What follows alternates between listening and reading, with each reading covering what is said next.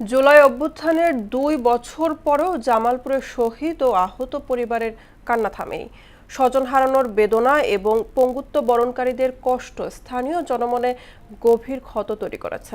উত্তাল রাজপথ, অগ্নিগর্ভ স্লোগান, পুলিশের ধাওয়া আর পরিবর্তনের স্বপ্নে বুক ভরা তরুণদের পদচারণা সবকিছুই এখন ইতিহাসের অংশ, যার প্রতিটি পাতার আড়ালে লুকিয়ে আছে অশ্রু আর অপূর্ণতা। মাহমুদুল হাসান রিয়াদের তথ্যচিত্রে জানাচ্ছেন ডলি বিনতে মনোয়ারা।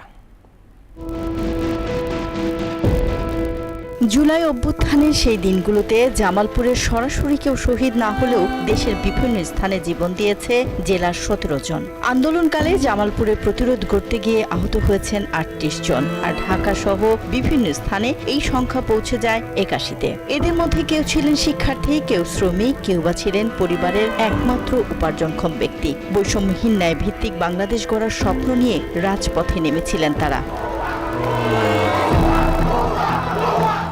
পুলিশের গুলিতে নিহত শহীদ জাহিদুল হাসানের মা অশ্রু ভেজা চোখে চেয়ে থাকেন নারীচেরা সন্তানের কবরের দিকে। অপেক্ষা করেন হয়তো হঠাৎ ছেলে মা বলে ডেকে উঠবে। সহায়তা সমবেদনা মিলেছে, কিন্তু ন্যায় বিচারের নিশ্চয়তা এখনো অধরা। ভালো নাই, আমি তো জাহিদ মারা যাওয়ার পরের থেকে আমি অসুস্থ।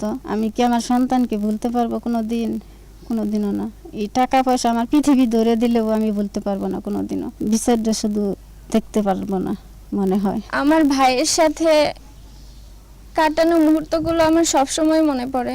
আমার একমাত্র ভাইকে হারায় আমি বা আমার পরিবারের কেউ ভালো নেই। অন্যের বিরুদ্ধে সোচ্চার হওয়ার নীতিকেই জুলাই অভ্যুত্থানের সবচেয়ে বড় অর্জন হিসেবে দেখছেন আন্দোলনের সামনের সারিতে থাকা তরুণরা, কারণ মানুষ এখন ভয়কে জয় করতে শিখে গেছে। আমরা মূলত একটি বৈষম্যহীন, একটি সুন্দর সমাজ এবং সুন্দর একটি রাষ্ট্রের জন্য জুলাই যুদ্ধে অংশগ্রহণ করেছিলাম। যাদের রক্তের বিনিময়ে এই জুলাই অর্জিত হয়েছে, আমরা একটা স্বাধীন সার্বভৌমত্বের বাংলাদেশে নিজেদের বাকস্বাধীনতা ফিরে পেয়েছি।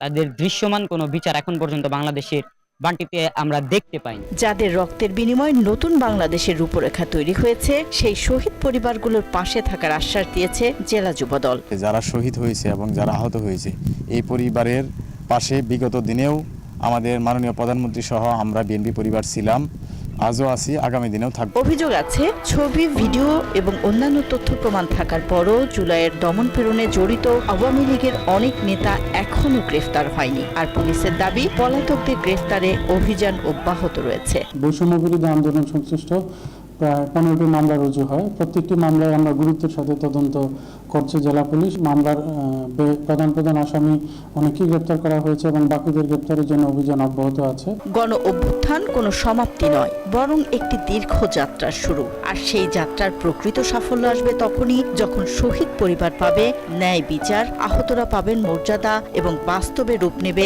স্বপ্নের বাংলাদেশ। ডলি বিনতে মনোয়ারা, মোহনা সংবাদ।